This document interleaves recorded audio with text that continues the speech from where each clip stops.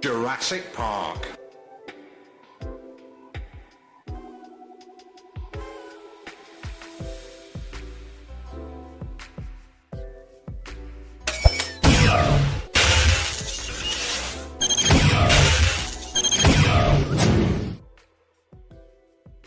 Howdy, howdy, howdy, and welcome back to SciTrek, your sci-fi TV and movie channel. Hello, hello. Welcome back to Sci-Fi Sundays. We've got a great topic that Sarah got for us this morning, and Hopefully, if you weren't familiar with the thumbnails from yesterday, we got to reutilize them for today in a fun way and kind of recontextualize what we're thinking about. We are going to talk about if Independence and or Disclosure Day, both fresh on the brain, y'all know, if either were to happen, which one would be, I guess, a little bit more realistic from just from I don't know which one would be more realistic actually, you know. So we might just take it from both angles and say, would the Earth, us humans, truly unite, if, you know, aliens were to come down here and either attack us or disclose that they are completely, truly existent in our lives on a daily basis to us, you know? So thank you for that topic. no problem. First and foremost, though, you know I have to ask you, what'd you watch this week? Oh God. Well, but before that, how are you? How was 4th of July? I guess there's a lot going on right now. Yeah. No, I'm doing good. Had rather uneventful 4th of July. Maybe next year will be more exciting, but this year was just kind of, chill. What have I been watching? I've been trying to catch up on House of the Dragon. So I've gotten through a rewatch of season 1, and I've never seen season 2. So rewatch of season 1. I wanted to get it done by today, but maybe next week I should have it done. I'm going to get caught up this week on House of the Dragon. What else? I watched a little bit of soccer, a few minutes here and there, but not really into it. I mean, I'm following Team USA. They play tomorrow, so I'll watch that for sure. What else have I saw on Disclosure Day last week, but you know that already. Led to a great Sci-Fi Sundays last week. Yeah. And just doing a lot of live streaming. We've been doing a lot of live streaming this week, which has been a lot of fun. Oh, Silo too. I've been watching that. Yeah. So. My brain is buried inside the algorithm of the Silo at the moment, pretty sure. Yeah. Icarus asks, "How's the Doctor as a Targaryen so far?" I like it. Rewatching season 1. Pretty good. Yeah. He's the most fun part of House of the Dragon to follow. The rest might be more intellectually curious. Yeah. But Damon's just a shithead, and he's fun to follow along. You're like, this dude's going to make 3 bad decisions and 1 really, really good decision. But those 3 bad decisions are going to lead to a lot first. Like, you're going to see the results of the bad decisions before he can ever make the good decision, wherever it may be. And that's how you write a damn good character, honestly. But thank you, George, for originally writing him. And Ryan Condal, please stick closer to the books and don't just make it all a Targaryen thing. Like, the people matter. The people matter. But season 3 is still really good so far. Yeah, I'm eager to get caught up. I forgot who. I think it might have been David that was talking about it. It might have been, maybe it was Monk. Said this is the best season so far, and there's only 2 episodes in, and I don't disagree because like this is obviously in season 1. There's so many time jumps. There's so much going on that you just it's really, really good, but this is a lot of information. Okay, that was really good, but now I'm 15 years in the future, and it's or 6 years in the future, or 3 years in the future, wherever we're at, and it's a lot more information, and it just kind of keeps doing that. Times. Yep. Season 2 is like hit or miss in a lot of ways. The highs were really high, and the lows were really, Season 3 has been the most consistent, I'd say. So, which is 2 episodes in. But yes, okay. That's right. It was a little bit of both of y'all. It was the Thing brothers going at it, you know? The brother things. Yep. How are y'all? Which one's better? Icarus asks. Which one's better? There's just different kinds of shows. It's kind of sort of hard to compare them. They're both good in their own right. You're not gonna get dragons like that. Yeah, Seven Kingdoms. It's more of like a shorter format, more comedic. It's more intimate in like scale. It's not as large. You're only in one. You're like watching one tournament for the first 5 episodes, or the episodes 2 through 5 are essentially you being at a tournament, getting into the tournament. 1 is getting to said tournament. 6 is the repercussions of the first 5 episodes. Yeah. So I mean, I guess you'd have to go with House of the Dragon because it's just a bigger, grander story, but Seven Kingdoms is really good in its own right. I'm going Night of the Seven Kingdoms 10 times out of 10. I love House of the Dragon. And Patty Considine forever didn't even get nominated for the first season as in an Emmy for the role of Viserys. He should have won that outright. I know there was a lot of great competition. I know Succession was going on during the time. Whatever BS. I love Brian Cox. Screw off and give it to Patty Considine. Like it. Oh my God. I don't think Brian Cox even won. I shouldn't be picking on him, but he's fun to pick on since he picks on so many other actors and stuff. It's always just fun. But House of the Dragon's amazing. Night of the Seven Kingdoms just cherry on top of that. It's a fun ride. I gotta watch it again, but I'm really itching to watch Alien Earth again for some reason. I've been feeling that because so good. So we get season 227, I believe, right? Yeah, I think it's in production right now. I believe expected to premiere in 2027. Production's currently underway in London at Pinewood Studios. Cool. Okay.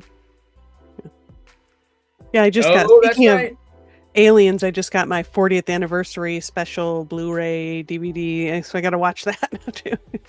It has interviews, all this like kind of documentary and interviews with all the cast, including Bill Paxton, of course, who's no longer with us, but they have older, obviously interviews from when he was still alive. So I got to dig in and watch all that. Bill Paxton was just the best. I thought Bill Pullman had died too, and someone said Bill Paxton instead of Bill Pullman yesterday while watching Independence Day. I was like, my brain just kind of had a little rewire. Yeah, those are like two actors that I'd always get like mixed. They just seem very similar. Like you always want to mix the two of them up, but Bill P. Like you can't even you have to say Paxton or Pullman because that doesn't help ultimately all that much either for a lot of folks. It just depends too on the moment. Alien Expanded also ordered that. Ooh. Yeah. Ooh. Alien or Aliens? Mine was Aliens. But Interesting. I forgot to turn on my ring light in front of me over here. I don't think it really changes too much. But not really. was that all you watched this past week or so? Yeah, I mean, just busy doing this mostly. Honestly, it has been a busy wasteland. Things related to this, Yeah. Which does that mean a little space above and beyond, maybe? Getting there. I'm gonna try to work on some editing again tomorrow. It's in the works. I know. I'm letting like I have a big following anyway, but it's not helping that it's been a while. So I need to get more consistent with that. People find you at your own pace and their own pace. It's never right. It's never a bad thing, never a good thing. Just is, as they say. Yeah. Stanley's, howdy. If I had to think about what I watched this week, real quick, I got back in town just a little over a week ago. About just a little shy of 2 weeks, I guess. Obviously, a whole lot of Silo right now, and Silo season 3, episode 1, of course. I'm pretty sure I watched last week's Rick and Morty, which I should be talking about a little bit more often. It's a really great show right now. Like it's lost a lot of its silliness, and it's still silly as hell. But it's also really depressing. It's like a really sad story, but it's a really like gutting, like gut-wrenching emotional story at the same time. Guised under silly fun sci-fi. And it is both. It balances both surprisingly well. It might even be edging out Futurama as the seasons keep going. And I love me some Futurama as well. I mean, there's only a nibbler right here by my ZPM and Zat Nicotel that Monk printed me for a reason, Right. So, outside of that, though, obviously didn't watch Farscape, but we finished Farscape Trion talking about it. I caught up because I missed a bunch of episodes while I was gone for a month on Daemons of the Shadow Realm, and Witch Hat Atelier, a couple animes. You know where I started this week? And I started at the beginning of the week, and I've made it 2 seasons through already, which sounds bad, but there's only like 6 episodes a season, and they're only like 25 minutes apart, I guess, each, so it was only like 3 or 4 hours a pop throughout the week, which wasn't too bad. Ghost, and I decided to watch Ghost UK rather than Ghost the US version of it. It's kind of not super similar, but generally a similar concept to kind of the show that we're writing, little horror comedy, Right. But this is a couple inherits a house. They move into the house. The house ends up being haunted, not by a bunch of ghosts that are trying to haunt or anything, but realistically, they're just stuck to this piece of property. Right. And they're all super personality. Like there's an old Boy Scout leader from the 70s with an arrow in his neck. There's a guy in the 90s that was like a disgraced MP guy that died in a sex scandal. Oh, I remember seeing Caveman. a picture. There's like an old witch trial lady. It's great. It's great. It's super silly, but it's really good. And I'm having a really good time with that. Outside of that, I don't think I went to the movie theater this week. It's just like sacrilegious for me. But hey. Right. They're making an Australian version? Okay. I'm probably going to watch US after UK. Is it... Actually, don't tell me. I'm going to just watch it. It's going to take me like probably 2 or 3 weeks, but I'll get there. Yeah.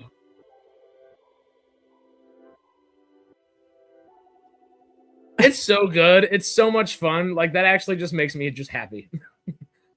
Also, I got into watching the show because I think I was showing a friend of mine I guess I've been watching a little Taskmaster here and there. That's always on in the background. But I was showing a friend some Taskmaster, and Matthew Baton is a character in season 19 of Taskmaster, a contestant, excuse me.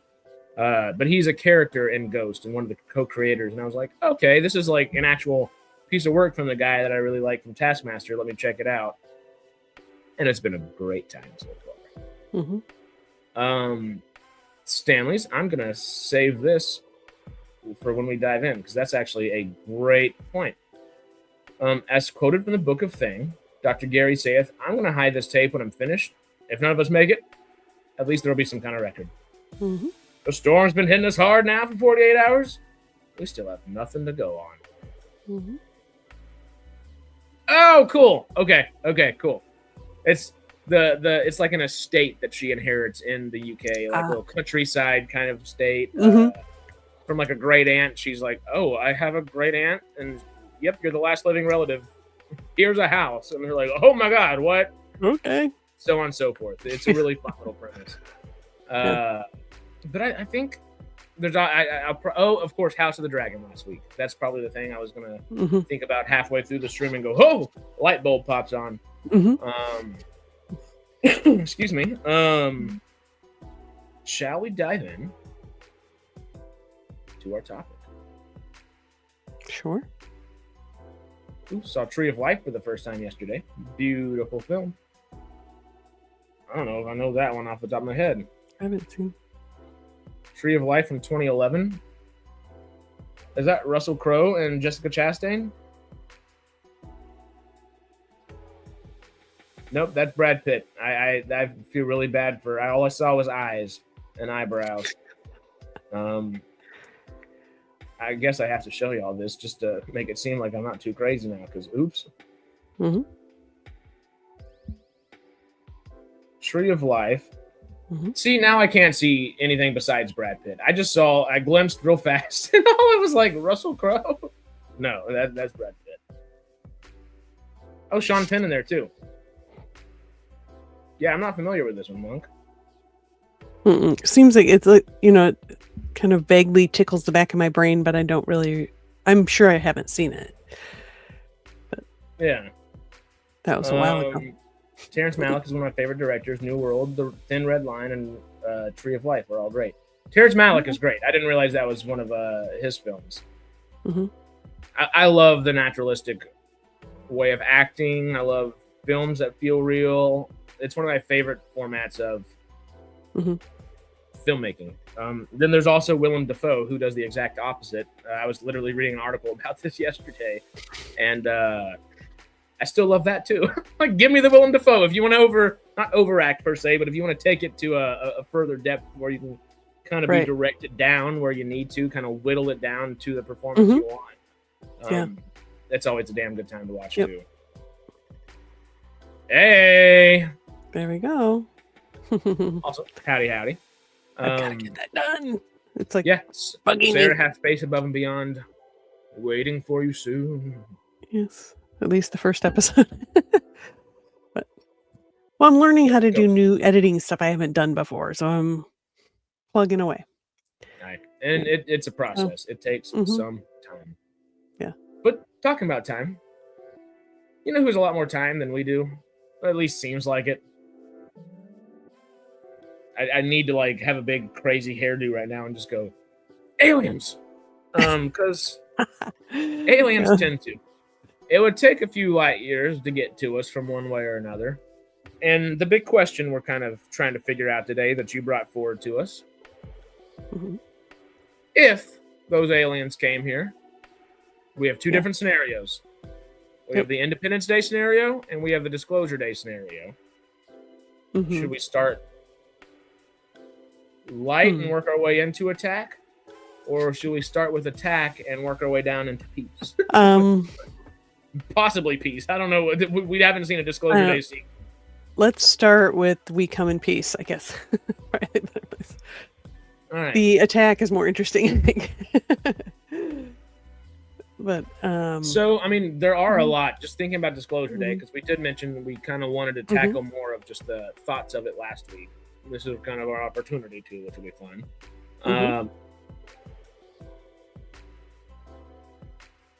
aliens are here, hmm have been here, or maybe just getting here. Either way, Yeah. we now know that they are inexplicably 100% here as a species. What the hell do we do? If this is dropped on us all at once, Disclosure Day offers a few things. Obviously, they're saying the world is on the verge of World War III, and these troops are happening over here, and this is happening over here, and Yeah. all things come to a halt. Yeah. Religions won't be able to handle this. What's going to work? And the first thing the religions are is finding a way to make it work within their own religion. It's like, Yeah, I think that's great. most likely. Yeah, they're gonna think it's, I don't know, the second coming or something. Yeah. The religious and the military kind of components are the part that Disclosure Day doesn't really dive too far into. Should we start there, or No, it just ends with the listen, and I think right there, how many people are going to truly listen? Probably not a lot. Peter might approve that one really quickly. There it is, Giorgio Tsoukalos. I don't remember how to say his name. Aliens. Oh, that's the name of that guy in that meme. Okay. I Ancient never aliens guy, remember yeah. his last name, but I remember Giorgio. Interesting name. It's the perfect name for someone screaming aliens on the History Channel. Yeah. Let's dive into, let's say Disclosure Day happens, maybe not in a similar way to the movie, maybe in a similar way to the movie. Aliens find a way to globally get into our satellite system and all at once tell us, hey. They just say, hey, we're here. Because that's all we get in Disclosure Day. We don't get a why you're here, what's going on. Are you doing experiments on us, or are you trying to take over our planet? Are you kind of deeming us out for a hospitable place? Are you an alien pioneer? Like, what is going on? Right? Are they like, oh, we come in peace to enslave you, or something? Like that kind of thing. Because Disclosure Day immediately says we're gonna drop everything and just be intrigued. Right.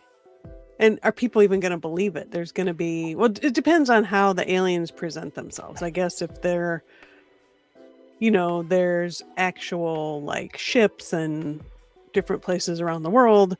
I don't know if the way it's presented in Disclosure Day would work. People are going to be like, oh, that's just fake. That's AI. That's, the government doing something, to manipulate us, or the powers that really run the world manipulating us or something. I think there's a lot of religions that are going to try to fit that in and say like aliens are, I don't know, angels or the precursors to the second coming of Jesus or something, or some messianic, sent from God something to bring peace and harmony to planet Earth. I feel like, but I think there's a lot of religions that are going to think they're the opposite of that they're demons or deceivers or here to destroy us, and we must go all out to kill them and whatever. I almost feel like every religion would find a way to fit it in. Nonetheless, you'll end up with certain denominations within each religion that would be, oh, no, that's a demon, or no, that's whatever it may be. Like, this is not something that's written within our text, and we shouldn't accept it as such, or whatever it may be. Right. Or maybe some people will be like that nun in Disclosure Day. Like, I think that'd be the majority of who's to say that we're the only ones that God created or whatever.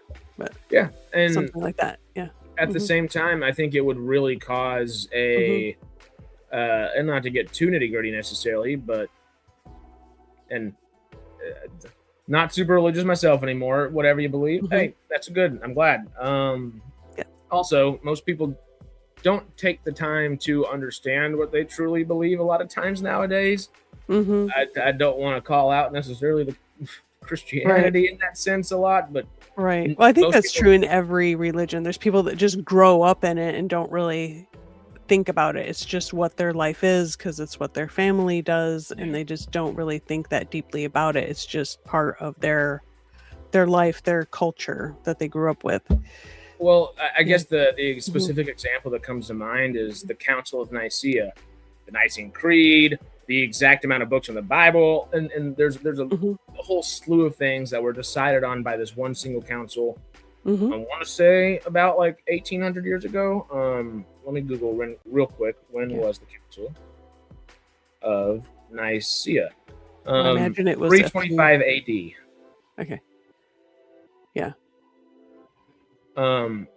Which I understand their desire to kind of, let's focus things to what really matters, I guess. But then again, like you said, there's that thing of like, well, what did they cut out that maybe they shouldn't have? I mean, I think that stuff exists though, doesn't it? It does in the Dead Sea Scrolls, and there are other books like the Book of Mary Magdalene that were taken out and stuff like that. Right. So there's things you can dig into, and anyway, but I mean, the Bible is never meant to be like this factual. I mean, it has factual things in it with genealogy, there's factual things in there, but it's more meant to be like,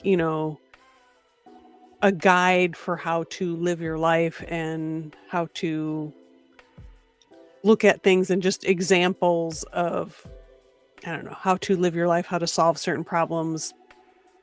And I think that's the best thing for religion. Is religion tends to be a morality, a set of principles that to follow. And hell, even though I'm not very religious anymore, I know all these things because I was at one point, and I kind of studied too much. It was like, well, I'm not into that as much as I used to be. But hey, we all are on our own little journeys at different times. But the reason I bring up the council is I feel like this would almost bring back another Council of Nicaea, another council of I don't right, maybe all the big religious leaders like the Pope and whoever. I mean, there's so many different. Together. I think they get together within their own communities and would reform what the religion means to the masses based upon this new kind of thing. The real question is, outside of all that, because that would be a huge thing of all these, I can't even speak now, religious leaders kind of joining together and trying to figure out compromise here, and there, Right. But compromise, as we've been over that one week that I completely forgot the word, and it took me forever to figure out compromise, is at least two sets of parties not agreeing on something and finding common ground nonetheless. Do the aliens compromise with us? Do the religions compromise to figure that out? Are they the real question is zealots themselves? Well, if and even without like diving into that just yet, the compromise aspect of it's multiple parties not fully agreeing on something. What happens to the parties that don't agree and aren't willing to find that common ground? Does that screw up our relationship overall with these new creatures, species coming in? Are the aliens able to understand our nuances of politics and religion? And because there's going to be people that are like, yes, let's make peace with the aliens, this is awesome. And there's going to be there'll be people to the point of where new religions get formed around their existence. Wouldn't be surprising. I guess it depends on how the aliens like approach us, and are they gonna is it gonna be like Alien Nation? They're just like, we'll just integrate, or District 9, I guess they got segregated. District 9's but great. Yeah.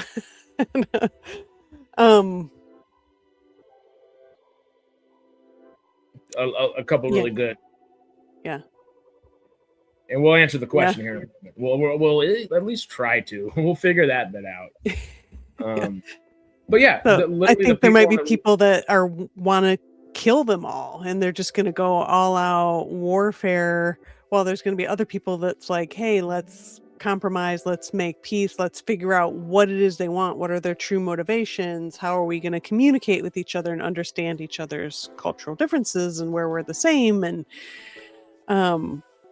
and are they going to be able to understand that, okay, there's going to be this group of people that are going to try to kill you, and there's this group of people that, hey, let's work together. And are the aliens just going to be like, well, we don't like those people, we'll just wipe them out and keep the good people? You never know. But we're talking about they come in peace part of it, I guess. But yeah, it is deep, getting deep. Here we go, our TED talk on aliens today. Yeah, the technology aspect of it, I think almost any alien race that found it, unless they just they'd have to be somewhat more technologically advanced, because they would have had to have traveled light years across the universe to get to us. And it seems like they would have to have more advanced technology to be able to do that, unless, it's some like generational ship thing that's been set out into the universe. Like the Challenger kind of comes to mind, like, yeah. What if it's just a Challenger with a good, I mean, we're also thinking breathing oxygen. You need oxygen to go that far. If you're not, if you're not strictly stuck to needing oxygen, right? Who knows? Yeah, I mean, who knows what? I mean, we could have Rocky pop up just for the fun example that comes immediately to our and they in some ways they had advanced technology, but in other things they didn't know about radiation, for instance. Yeah. So could there be those kind of things? Where what can we learn from each other? We may have technologies that they don't have, but then of course we've developed a lot of technologies for human physiology or whatever, so they wouldn't have purpose for certain things that we have, technologically developed. But and you kind of think of if they tune into, our radio, television, internet, what are they going to really think humanity is from, trying to look at that from the outside? It'd be interesting. Are they just going to be like, nah, let's just keep going? There is aliens, they just don't want to stop here. They're like, we'll take a couple resources, do a little like a test or three, and then get on to the next one. Monk kind of brings up a point from what you just said. If they're more advanced than us, what's to say they don't look down on us at the same way we look at a cat or a dog? Oh yeah, we're just ants to them or whatever. Yeah. Well, I think would be well. Okay. Let's sit with this for a moment, because I think this is an interesting one. Right. I'm gonna give 3 examples, and one's gonna be cat and dog. So hey, sorry. Cat dog. Cat dog, dog cat. I think there's almost 3 tiers to this. Simplifying, of course, would they look down on us more like ants and bees and just, oh well, that's. They might not be a hive mind, but that's like a lot of insects building a civilization that they think is kind of crazy. They're all working together, but they're kind of working against each other. These fire ants are fighting the bullet ants over here, and the whatever ants are doing this. What the leaf cutting ants are doing, whatever, fighting the termites, whatever it may be in that scenario. But there's still that advanced civilization happening, advanced quote unquote. There's still a civilization being built, and it wouldn't be advanced. Do they look at us like dogs and cats? As in, oh, they've got some intelligence, like maybe one of our toddlers, but hey, they could be fun to have around as pets. Or would they see us more like chimps and gorillas and apes, something like that, where, hey, they're kind of close to us. They're not there yet, but they're kind of close to us. Maybe, would they want to help? Do they have a prime directive? and does that prime directive mean a nice prime, or is it much scarier? Yeah, are they? Yeah, I don't know. I Counts mean, it people. depends on the circumstance. You know, are they just explorers, or is it their home planet is dead and they're looking for a new place to live? Or, you know, there's so many different scenarios you could think of as to what's going on. Would they want to be like, oh, hey, let's, you know, help these people develop past, you know, sickness and hunger and warfare, and, you know, can we give them technology that takes away all of that and makes them a better species overall or something? Okay, Mhm. so I like that thought process. What if we were to apply it to the same kind of thing here? Mhm. How would we, as the human species, handle seemingly peaceful? We'll call Disclosure Day aliens seemingly peaceful rather than Mhm. Independence Day aliens. Boom, boom, pow, shoot us up, guns Locusts. ablazing. Yeah. The locust. Mhm. If they're more Disclosure Day like, seemingly peaceful, and we are more like ants to them, and they're only letting us know of their existence because they know that we will be aware, but realistically they're not. They're going to come here and not even really pay us a bunch of mind. They're like, y'all are Right. small fry, let us start building. And Yeah, they what just would we don't really do? care. But in that sense, Yeah. it would, if they think of us like that, and they would be wanting to come build on Earth or utilize the Earth, and they thought of us as Mhm. ants and they were benevolent, Mhm. would we invite that? Would we say, hey, if you want to advance our planet and advance our species alongside you, like, we might be ants to you now, but we'll be dogs and cats to you in 100 years if you really help us out. Right. Yeah, maybe they don't do an info dump. They just give us piecemeal to help And they us come here like and do it develop themselves. maybe faster than we would normally, but they're not going to just overwhelm us by dumping all this stuff on us all at once. Maybe they're Yeah. just come to help build us become more, I don't know if I want to say like them, but more just a better beings, I guess. Well, I mean, the one thing, Oh. there's a lot of things humanity has going for it. One of Mhm. my favorite ways to describe our species is we're literally just adaptable bags of water and flesh. Like, we're 70% water, and the rest of us is just adaptable mush, essentially, you know? Right, yeah. Which, in the sense of in some alien species or whatever, like, that would be a thing of, hey, if we are a benevolent species, we could mold humanity into something. And Mhm. that would be interesting, Yeah. especially Right. if that's the case. Does religion still like the aliens, or does that change the religious aspect to, oh, these demons are taking over our realm or something, you know? Rather than, oh, Yeah. they're here to help and be friendly, all under, like, Right. you know. Yeah. Well, we know there are certain religions that are like, you know, ours is the right thing or we'll kill you kind of thing, you know. So I it's gonna be hard. I don't know, but maybe the aliens have enough advanced technology that they can, like, I don't know, sequester those groups of people or something. You know, if they're more advanced, then they're not gonna be much of a threat, most likely. They'll just be like, okay, those people are just, you know, but again, will they understand how we think and why that is and all of those kind of things? Um, yeah. I mean, or another thought that crossed my mind is, you know, there are people that believe that you know, aliens seeded the universe. I mean, actually the Alien franchise suggests that, right? With the engineers or whatever supposedly seeded the universe with life or whatever by They did. sacrificing themselves. So, Well, they didn't mean to yeah, sacrifice themselves, but yeah, Prometheus, yeah. or I guess And they took Covenant, that showed us. obviously a step too far and wiped themselves out. Or I should say David wipes them out. Anyway, spoiler alert. Um, David, what did you do? yeah. What did you do, David?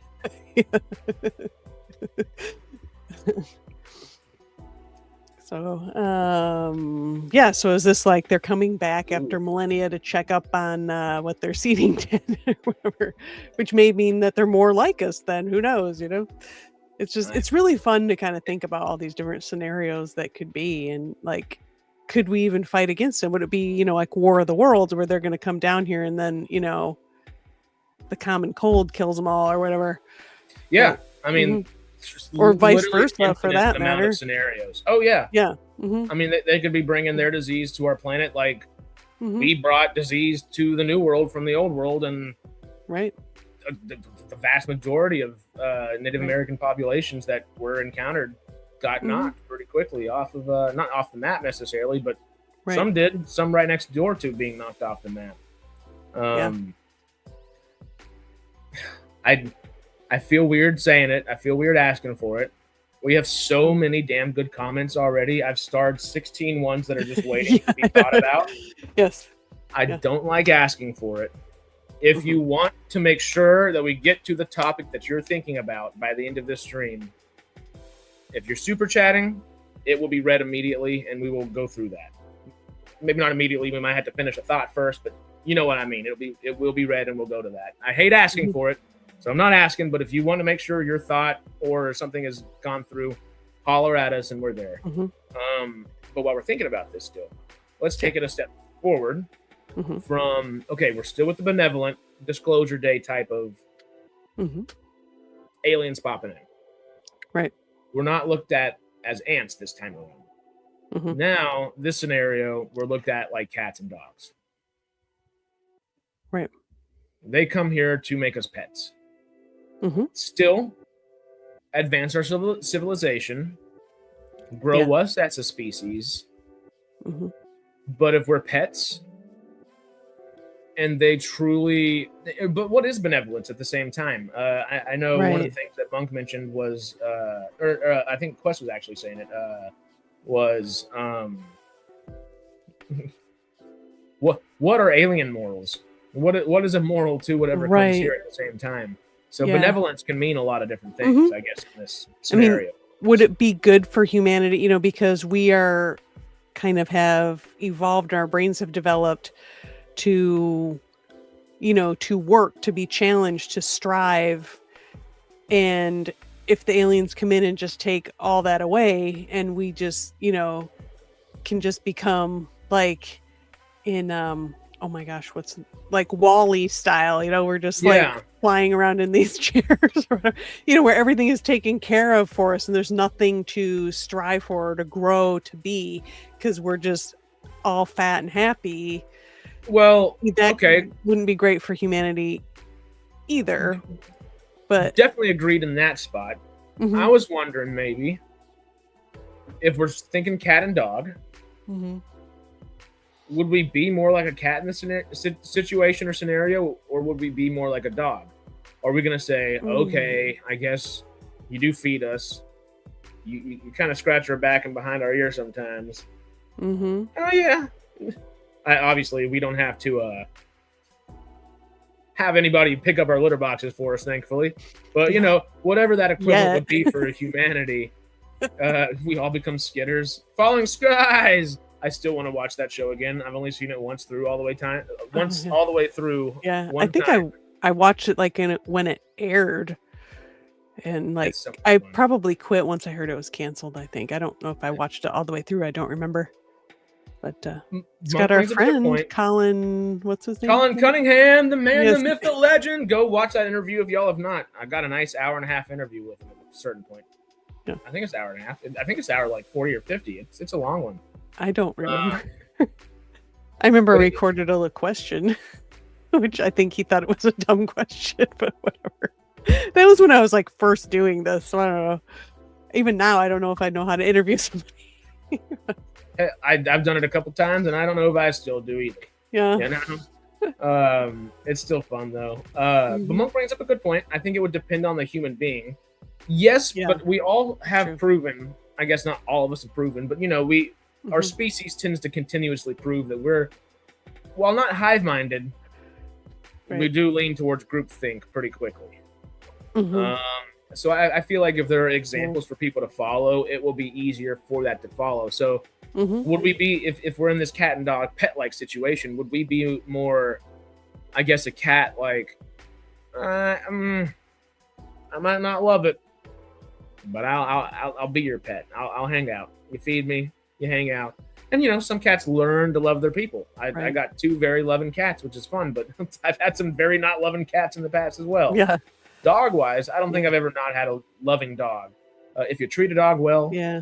the dog's gonna like you back. Well, dogs are bred more to be companions and things, and cats just, In They fact, still I was have a watching a little, video about cats, how cats became domesticated, and they were like, dogs were kind of bred to be companions to humans and work for humans. We breed them for all these different things like hunting and, rodents or, whatever. And cats chose humans. Cats Yes. chose to be domesticated by humans, where dogs, we bred that into yes, cats Well, are just they have their own mind about things, talking about breeding things into a species and stuff would instead of that kind of nonchalant, like, okay, we're here, tell us what we can do to help, and okay, y'all, as long as you feed us well, we're happy, kind of deal. Right. Or would it be more like a dog where we're kind of the golden retriever, kind of, hey, what can we do to help? What do you need from us? What's going on? And we're more gung ho about it. Like, do we see it as a good thing? Quest just said we strive for the survival of the tribe. We are a tribal species. That we are. So would we do for survival a golden retriever, whether it's kind of more of a societal act, or will we just kind of naturally end up becoming? I think it'll be kind of a mix. I think there's definitely going to be the golden retriever crowd for sure. Yeah. The people standing on the top of that hotel on Independence Day that I think Monk mentioned, or I think it was Stanley's mentioned it. Yeah. Where they're like, we welcome you, our overlords. No. Gets shot down about 20 seconds later. Yeah. I brought my childhood dog from Puerto Rico. She didn't see me for 3 years. When she saw me, she was so happy in Zoomies. I love that. Dogs don't forget, which is great. That is, I do love that episode. Him and his wife are great. Hey, what's wrong with the beagle? I know that reference. That's about one of the few Star Trek references I can get. But yeah, I feel like it'd be interesting to see, because there's definitely going to be a disparate reaction from us. Some would be more nonchalant. All right, well, I guess we'll wait and see kind of thing. Like, are they really friendly, or is this, so there's going to be those people that are very suspicious and really thinking about why are they doing what they're doing, and do we trust what they're telling us, Now, for the third, Cosmo, for the third scenario here, on the benevolent side of things, if aliens were to come down to planet Earth, disclose themselves all at once, and say, hey, the way y'all look at chimpanzees and apes and gorillas and lemurs even, that's kind of how we see y'all. We want to help you advance. We're going to study you. We're going to let you know what's happening. We're going to put some of you in zoos and bring you out of here, but we're letting you know what's happening. We obviously are able to communicate a little bit better than simply sign language, but who's to say aliens don't come down and speak sign language to us, whatever. They only speak telepathically or whatever. And how did we... Independence Day, how do we... I mean, that would be like the obviously the first hurdle would be to be able to clearly communicate, and not just words, but intentions and culture and those kind of things. Like,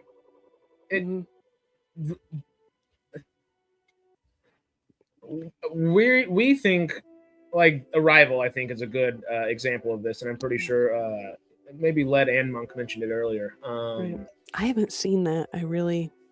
I haven't ever seen it all the way through. I've seen the first 45 minutes of it, and I really want to finish it. I just never sat down to finish. Okay, this goes in my Arrival comment. Amy Adams' character had to develop a whole language to communicate. This is from not necessarily a human superiority complex, from what I understand of the film, but it does kind of say, hey, we're going to be smart enough to figure this out. Right. I mean, what if they literally teach us their version of sign language? It's not what if we?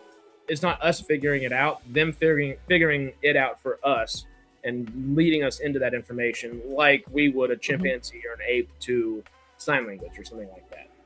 Right. Or we they have to speak- use like pictures, to, like Project Hail Mary. He had to figure out like word by word, oh, that sound means this word, and create a program. We'd have to do something similar like what he did Yeah, to make it work. that, But- and then this is a good example too. But yeah, we would have to. I guess in this situation, we would be in Project Hail Mary is on Amazon Prime as of 2 days ago. Yeah. So enjoy everybody, because it's gonna be Yeah. great. We actually bought it. I should watch it. It's such a good film. Mm-hmm. But yeah, I guess if you're saying Arrival, they don't change their language to ours. We had to figure it out. Mm-hmm. It's not this. That's kind of similar to the way I guess we treat chimps with sign language, but we are actively trying to teach rather than us actively being smart enough to figure it out. We don't rely on chimpanzees and apes to be smart enough to figure it out. We're like, all right, we're gonna get 10 of you and figure out which one of you can do it, and then kind of just keep going through the process. Mm-hmm. Yeah, and that's something that we'd have to consider as well. They still the dog and cat situation might be a better situation than them coming down and believing us similar to the way we treat apes and chimpanzees and gorillas. Mm-hmm. Now, for the sake of turning that tail on its head, the aliens are now malevolent. Mm-hmm. They don't care about us. They're going to come here and take us over. Yeah, we're just a pool of resources that they mean to take. So, Anyway. situation 1. They see us as ants. Yeah. Depends on the level of technology, but they come here, of course, and essentially just squash us. They get a big old can of Raid and toss it in, toss it on the planet. Yeah, they just don't care if we live or die, or and then we always hope, like the movies show, that we we're scrappy beings that figure out a way to defeat them, but like War of the Worlds, it was just happenstance. They had no immune systems or whatever. Maybe something like that happens, but break that suit real quick and bye. If they're more advanced, we are in trouble. Humankind can't live together without fighting. If they come in and see us as ants, we're squashed. We're squashed. I mean, I know it happened 1,000 times yesterday, but it's going to be the same equivalent of a bunch of people on 4th of July putting firecrackers in anthills. Just pop, pop, pop, pop, pop, pop, and that's about all she wrote take for what they us want and leave. It's ultimately, I feel like humanity, if that were the case, would end up closer to like Planet of the Apes humanity, where we're just kind of scattered and trying to find little semblances of civilization or whatever we could. Yeah, if any humanity could survive at all. I mean, if they keep our environment intact, I mean, we could just end up being a rock in space with no atmosphere or anything like that. But you would think that they might be, but that would be kind of stupid because to just strip planets and move on, it seems like you would want to use it as a continual source of resources. But then that would be kind of enslaving humanity to their own ends, I suppose. Which does kind of bring us to malevolent aliens that come down here in scenario 2 on the malevolent side. And this might get a little Fallen Skies like. Maybe actually I think the next one would be Fallen Skies like more so. They come down. They don't like people. They start shooting us.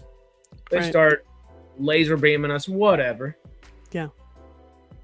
But they see us more as dogs and cats. They see us as pets. And something useful to their gain. Yeah. Yeah, I mean, right, wrong, or indifferent, we've Mhm. hunted down what have become our pets over millennia to now they are our pets versus what they were. And, they're Right. still wolves. There's still big cats in the world and such. Mhm. Um, if they're actively hunting us down and taking us in as Mhm. animals to breed over time to be more complacent, Mhm. slavery is what that is. Do we as a Right. species? Yeah, they let us live, but they breed us for certain traits. Yeah. Pluribus. Do Oh yeah, there could be yeah. that kind of thing too. Uh-huh. The pluribus thing. Yeah, I didn't even think Great about that. example. Yeah. Or do they come us and be like, okay, let's put humanity on trial, sort of. You wouldn't know this, but Q does this in like the first episode of Next Generation, where they put humanity, the Q continuum puts humanity on trial of whether or not they should exist. Because they're so horrible to each other and have done all these horrible things to each other. And that's Are they episode going to 1? look at of Next Generation? Yeah. Q's in that from episode 1? Yeah, he's in episode 1. Yep. Sheesh. I had no idea. Well, it's the Q continuum, but mainly he's the judge or whatever in the episode. Yeah. I would have expected him to pop in season 2 or something. Like, sheesh. Well, he does. He kind of pops in throughout. But yeah. Would they just look at, like I said, watch our TikTok videos and be like, nope, nuke it. I don't know. Yeah, or Or, these guys are so would dumb, we might as have well to make them pets. somehow prove our worth to them? Would they study us for a while? And who knows? But Well, yeah, and that's the thing. Over Mhm. time, if we were to be thought of and treated as pets, would we eventually forget, as we see in Silo? It only takes a generation or two, or would we Right. remain and retain Yeah. information and pocket kind Yeah. of things like Planet of the Apes? Right. Or the time machine. Of course, that's a different thing. But in Time Machine, how humanity is just a bunch of dumb cattle later on. Yeah. Maybe that's what they'll be moving Little us H.G. towards. Wells. Like we get denied access to education and all of that stuff. Yeah. Mm-hmm. Oh, that's gonna be fun. Yeah. Okay. So for our final malevolent scenario right here of our trifecta, Mhm. this is where I feel like it might lean a little Fallen Skies to a degree. Is if aliens were to disclose, and much more Independence Day here, where they're just attacking, Mm-hmm. but they see us more as chimpanzees, apes, gorillas. Same way that we try to teach sign language to apes and progress their species forward in a lot of ways, and kind of Mhm. see, hey, do we have? You want to be our buddy on this planet in a lot of ways, Yeah. If it was a malevolent version of that, do they completely come in and take us out, wipe us out because hey, these things could evolve into something similar to us down the line if we come start intermingling and such, or do they go B and do a little Falling Skies and start taking people and forcibly making them into something that they may not want to be? Because who knows? Right. Maybe great apes don't want to learn sign language and become closer to humans, and we're forcing that on a bunch of them. Who Right. knows? Genetically I don't think alter that's the us or experiment on us to try to make us maybe telepathic or whatever. And are they going to be humane in their ways of doing that? Maybe not. Maybe they Most likely not. Yeah. maybe they just need they need our genetics to cure themselves. Maybe they have a disease or something that they're trying to and they need to merge their DNA with ours, and maybe they don't do that in the most ethical of ways. Yeah. I can't imagine Mm-hmm. any species coming to planet Earth necessarily. Maybe there are some, like when the Kree created the Inhumans. Ayo. I love the concept of the Inhumans. That was such a bad show. I couldn't even make it past episode 1. But I love them in the Agents of S.H.I.E.L.D. show. That's always great. They can be. Definitely. Fantasy too, but you know. A little bit of best of both worlds in that one. Yeah. I can't see a malevolent species coming down and really helping us. You know, if maybe inadvertently over time. But I think it most likely be rather than, I mean, it'd either be like just kill us all, take all the resources, like Independence Day, or it would be to make us like subservient to them to provide them with the resources that they need. Yeah, and is that kind of what was that show that was on not that long ago? Somebody mentioned it before. That had the guy from Lost in it. What was the name of that show? Alienation, District 9. No. Somebody mentioned it before. I can't remember the name of the show though. Anyway, somebody will remember. We just got to give it a minute to catch up. All right. Was it Falling Skies? Is that? No, it was more recent than that. Dirk Diggler, Space Hero? I was like, I don't think so, but maybe we have to burrow underground to survive. No, you never know. And we turn Colony. That was the show. Okay. Yep. There's David with it right there. Yeah. And Quest follows up. Yeah, they're just gonna colonize. Yeah. Resident Aliens. Great. Yeah. That's like a or the aliens are gonna be like that. They're just gonna be. They're already here. They're just literally friendly, bumbling fools. Just are like, hey, aliens. Well, okay, for the sake of thinking about that, let's say there are, for the sake of the term, a slew of resident aliens across the globe. Benevolency. All right, disclosure day. They're all saying we're here. Surprise, surprise. 3 doors down, your neighbor was actually an alien the entire time. 2 blocks away, your cousin's neighbor was actually an alien the entire time. Whatever it might have. Yeah, they're little tiny aliens in these robot suits that look human. Or just able to disguise themselves like Alan Tudyk does in Resident Alien or something. Whether it's technology or like a psychic connection to a degree, whatever it might be. How do we react if we figure out, oh, we've already been taken over, but it seems like we're not taken over because they don't want to take over, they're just here. What would happen if Disclosure Day was us figuring out we are just part of a bigger world, a bigger galaxy that we expected? Hey, it's just time to say hello.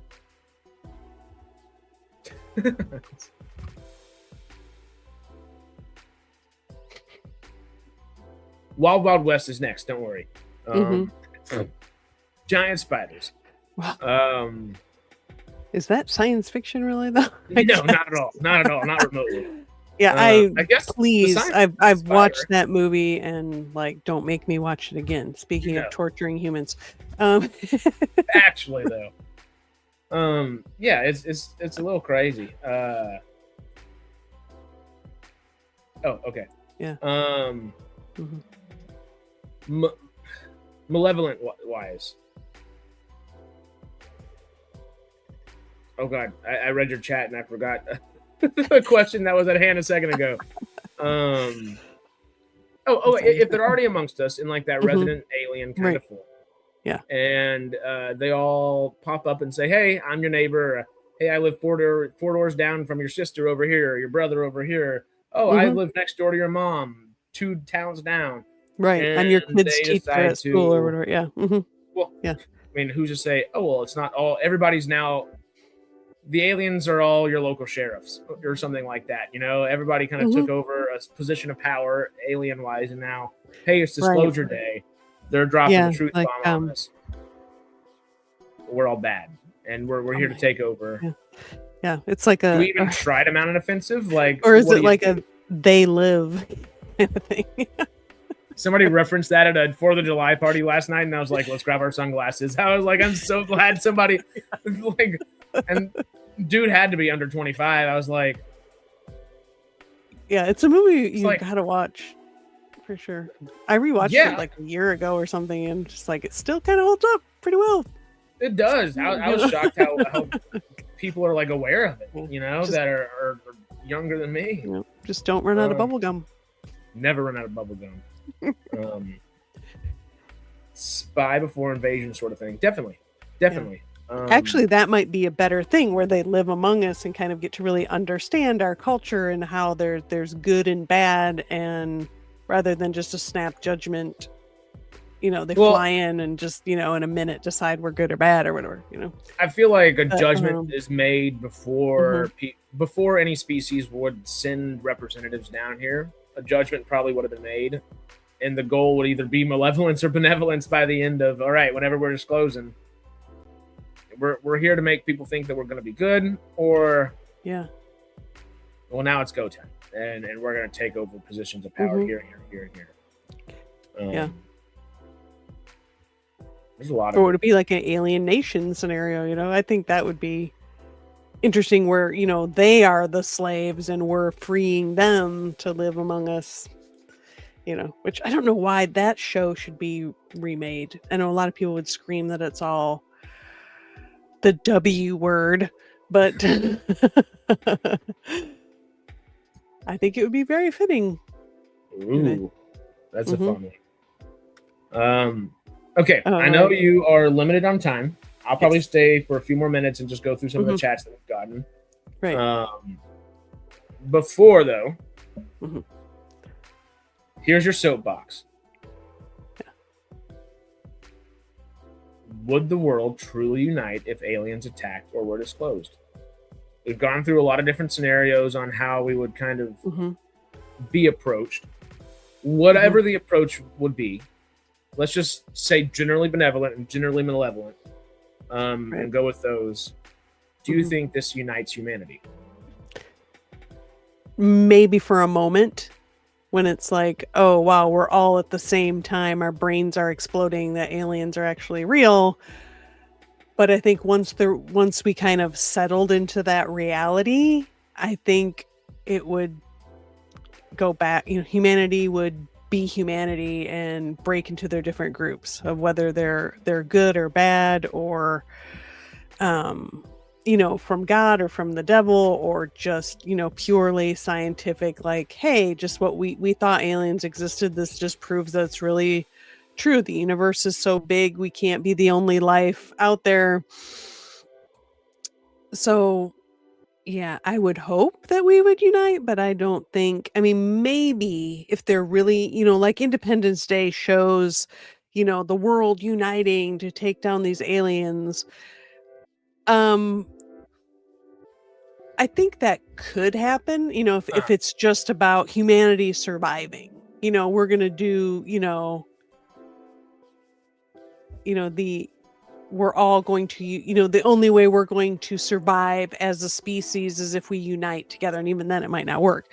Yeah, But go a little High School Musical. We're all in this together. right, It's the only option.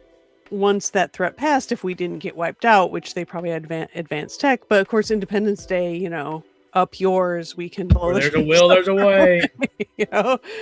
So there would be if there were malevolent, there would be underground movement going on of humanity trying to figure out ways to take them down and whatever. There would be that, I believe.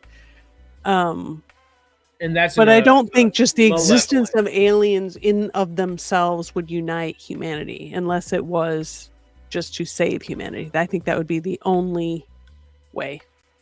Okay, because for the two best examples we have, which are Independence Day and Disclosure Day right now. Mm-hmm. Obviously, Independence Day has aliens attacking the hell out of us, and great, this is we're being invaded. Yeah. Disclosure Day. Oh, they're already here and have been here, and they seem to be okay. So Both far. examples have the world stopping what they're doing Mm-hmm. and putting full focus onto this. Yeah. Both, I guess, independent states doesn't have world wars on the verge of brink or on the brink of happening, where Disclosure Day does. But they do end in a similar fashion. Is it remotely realistic? Have a world musical? That would scare him off. Hey, go full Rick and Morty on it. Bring it back. Full circle. Yeah, we just become really annoying where they're just like, yeah, we can live without this. Yeah. Earth-based politics would get in the way. That's all I'm saying. Hey. For sure. Singing clean. Yeah, and there would be nations that would be like, well, we want to be the buddies with the aliens because we want to get the advanced tech, and would there be machinations going on to who's going to be friends with them? And anyway, it's a really interesting thing to think about. It's a good philosophical thought to dive into. Whether that philosophicalism is going to prove any good for us or not, I don't know. But I know it's interesting to think about it, and hopefully, I mean, I guess I'm not someone that necessarily believes that we are the only life in the universe or whatever. Yeah. There hasn't been really solid evidence that we're not, but I'm just like open-minded. I'm not saying for sure aliens exist, but I'm not saying I'd be shocked if it turned out there were aliens. It makes I'm way just more open-minded sense about it, and like what happens, and we'll see. I don't know if I'll be alive by the time we actually able to reach that far out in space to maybe encounter people, or vice versa. But yeah, yeah, it's just a good train of thought to dive down and kind of figure out. Because obviously there are infinite scenarios, infinite examples, but from knowing our species, I think we can kind of narrow things down. And it helps us just from knowing, obviously, whatever alien comes in, if in this example, of course, we would react a little bit differently. Yeah. Nonetheless, I feel like the vast majority of humanity, depending on malevolency or benevolency, would act similarly. Same thing where, hey, we might be across the world and might have grown up in entirely different ways. This might mean something entirely different to you, but at the end of the day, all of different religions across the globe have very similar layouts and structures. They might have different examples and where they end up. Right. I mean, humanity seems to be built to maybe believe in something bigger than us, I guess. But yeah, not everybody does, but yeah.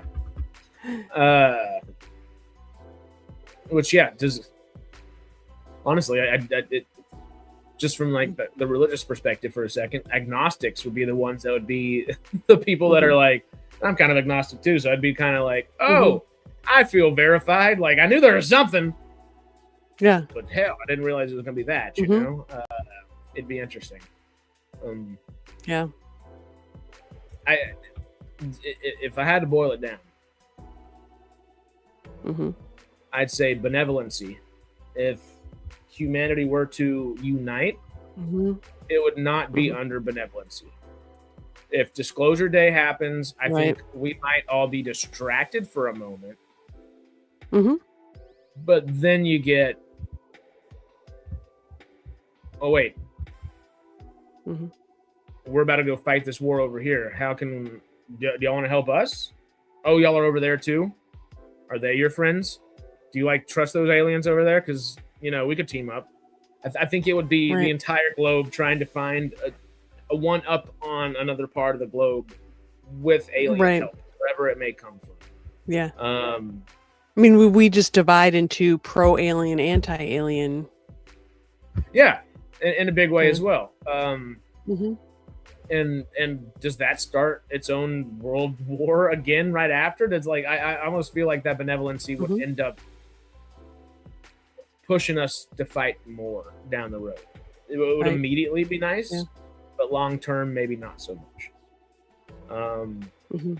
And It same would just thing. be interesting. And then when you get a couple generations down the road, what does it look like? Oh yeah, When the generation that met these aliens, and how do we know that they aren't manipulating our development Memory in ways or- we yeah. don't see? development, memory, both. Yeah. Um, Our planet and how we interact with it. hmm We're adaptable bags of water and flesh, but Yeah. it takes a couple generations for that Yeah. adaptation to happen. Yep. They manipulate the social media algorithms. Yeah. Whatever. Could be that simple. And Yeah. it's kind of weird Mhm. saying it, but I think it's just kind of Mhm. part of our species. hmm I think if we were to truly unite, if aliens came, would be Right. if they attacked. If they attacked, that's when we have, all right, Yep. like we see on Independence Day yesterday. All right, U.S. is doing an assault here. France, UK, and Iran get together and do an assault from here. All right, Right. Russia, China, get from over on the other side. We're gonna go over here. Get some South American Right. forces over here. Get some like Nigerian forces to come from this side. Whatever the whatever. Yeah. I think that Mhm. would unite us. Yeah. Yeah, threw me off track with that one. That was a good one. Yeah.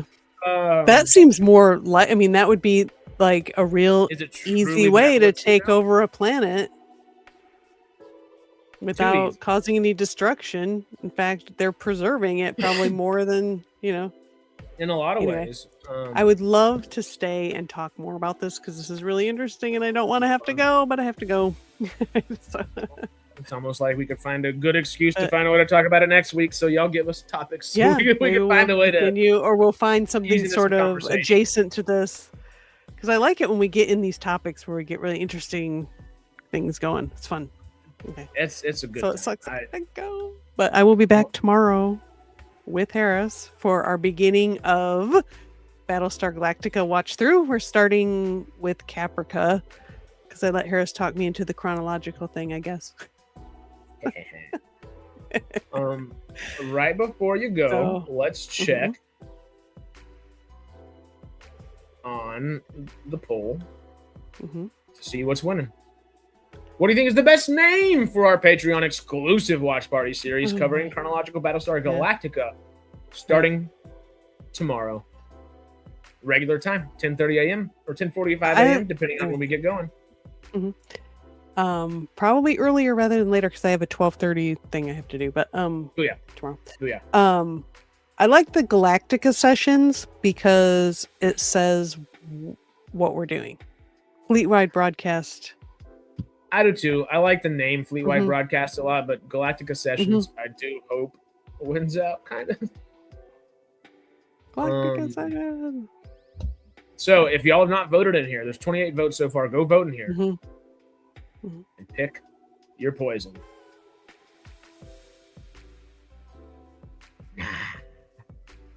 Nah.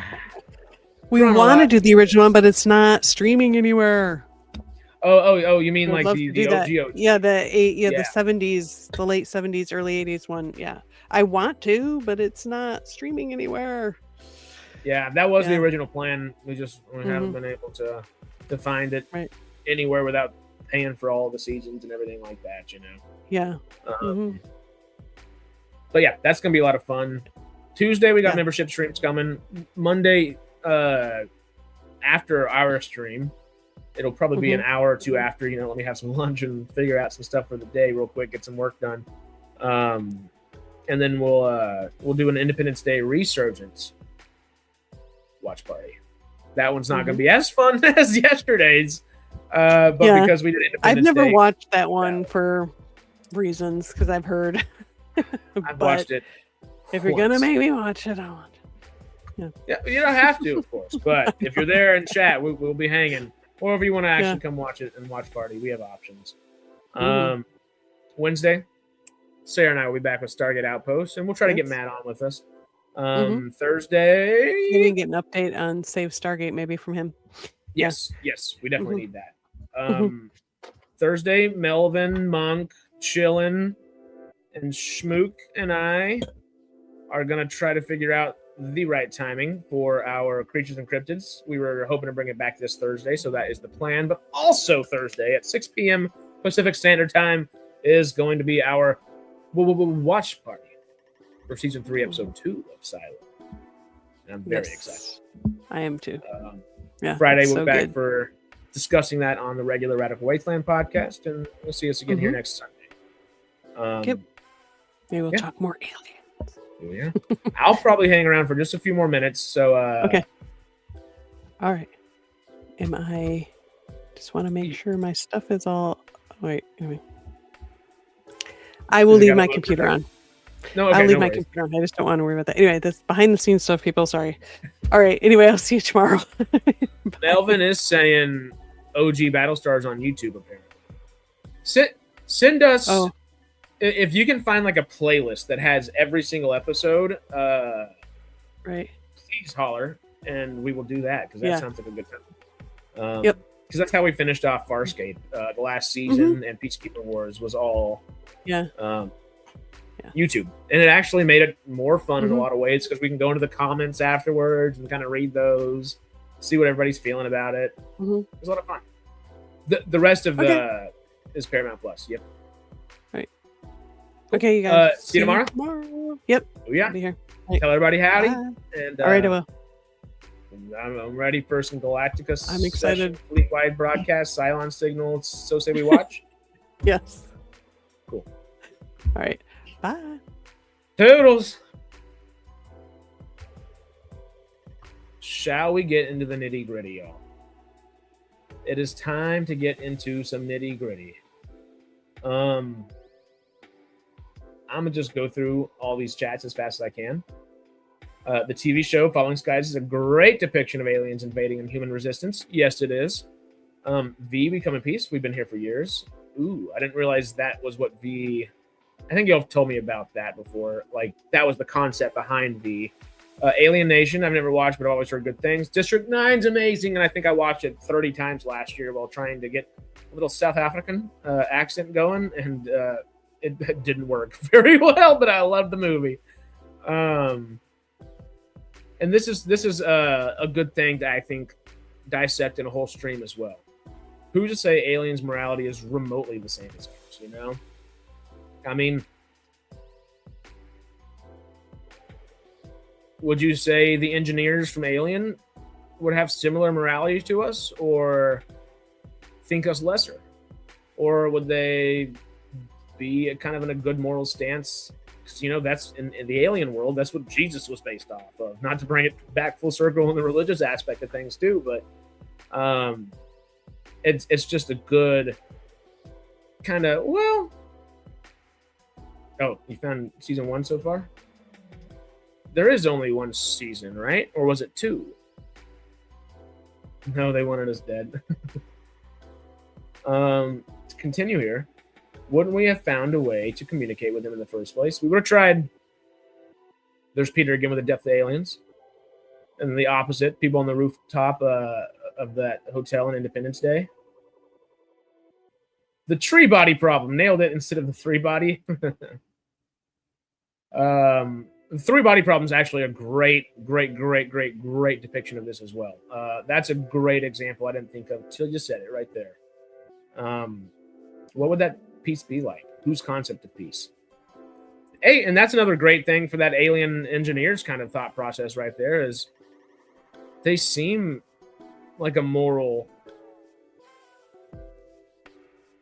They seem like they have a certain set of morals. They're also literally walking around creating life. It could be that could be a little iffy in a lot of ways. Yeah. Any alien that could reach Earth would outclass us technologically in the same way we outclass cats. Yeah, maybe. I would think so. I mean, naturally, that's where we would lean, but it could be something like a Challenger just sent across a long time, and maybe the species that's coming around isn't as... Their longevity is a lot longer. They can live a lot longer. They don't need oxygen to live. Maybe they can still live with it, and they come to our planet and can do a little bit of both. Who knows? But yeah, that would be the assumption typically. Space alien that comes for endorphin drugs addictions. I'd come in peace. Honestly, that wouldn't be too surprising in a lot of ways if they learned our planet and what we do on this planet. An alien civilization would need to be at least a Type 2, if not Type 3 civilization to travel across the galaxy. Technically, have we traveled across the galaxy or just our technology? Because we're not a Type 2 or 3 civilization. I guess we've traveled to Pluto. Challenger 1 did make it outside of the Milky Way now.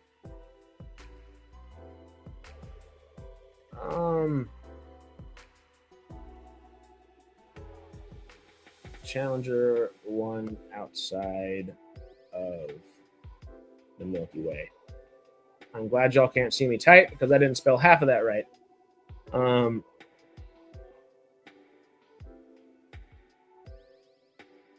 Oh, not Challenger. Not the one that blew up. What's the one I'm thinking of? Not Challenger.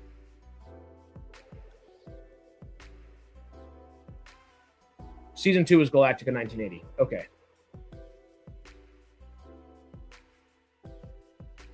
Oh, it is only one season? Cool.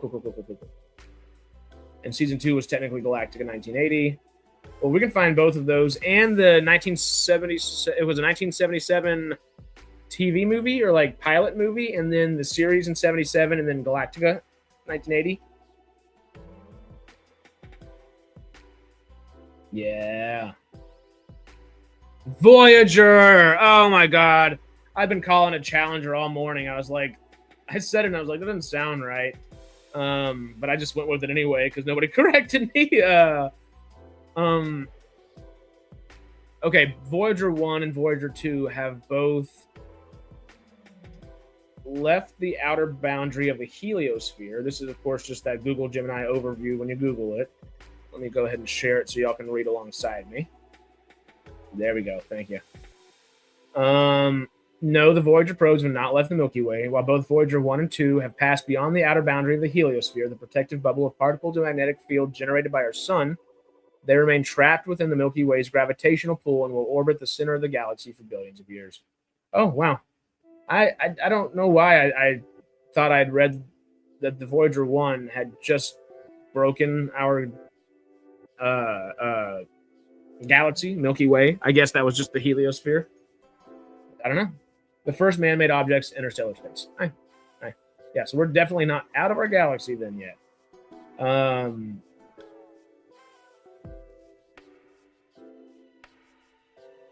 found it in the Apollo, aka Premium Club, worth $160 for 1 year. What is that?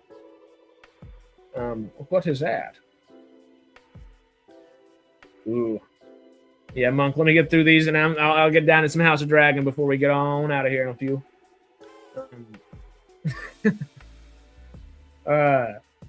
Don't even ask, just land and build a base, and they finally learn how to communicate. Oh, I saw this lead. I wanted to comment on it with Sarah for a bit. This might be one to kind of dive deeper into as well, because this is us on Pandora. Specifically the second go round, but also the first go round when we visit Pandora for the first time in Avatar. This is what we've essentially done, and I think that's honestly for all the flack it gets, it's a very organic way of what actually would happen if that scenario were to play out. You know, this, lack of a better term, hippie blue monkey civilization that is hyper intelligent, but also like totally like mushroom hippie kind of like plug into the world at the same time.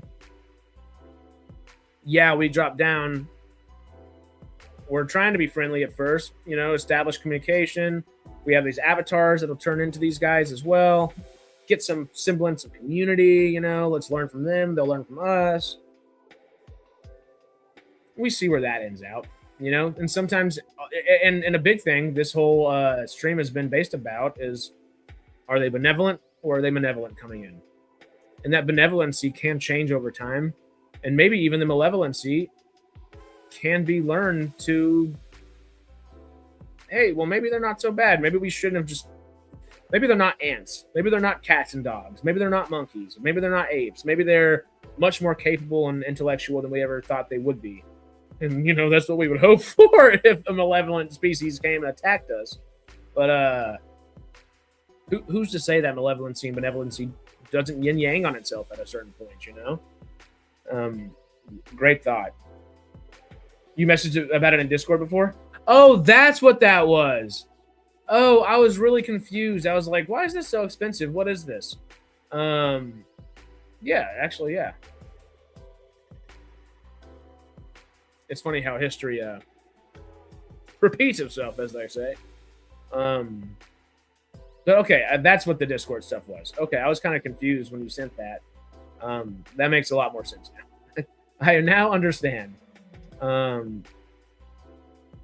Okay, because I was like, what? That was also confusing to me. I was like, this is expensive, but there's also like some information. Okay, I'll check it out.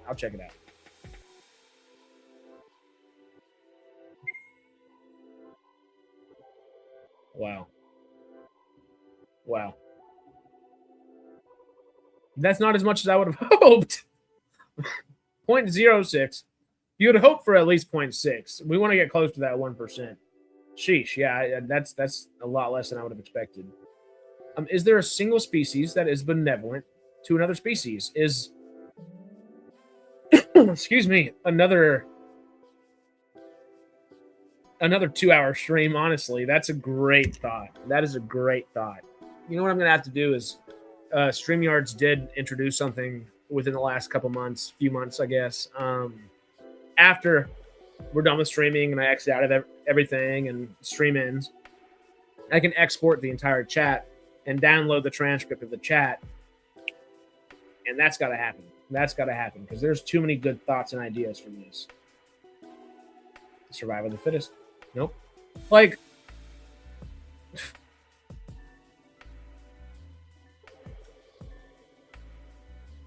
right, wrong, or indifferent, I'll have to start with that. Survival of the fittest is also supply and demand from like a truly nature perspective. I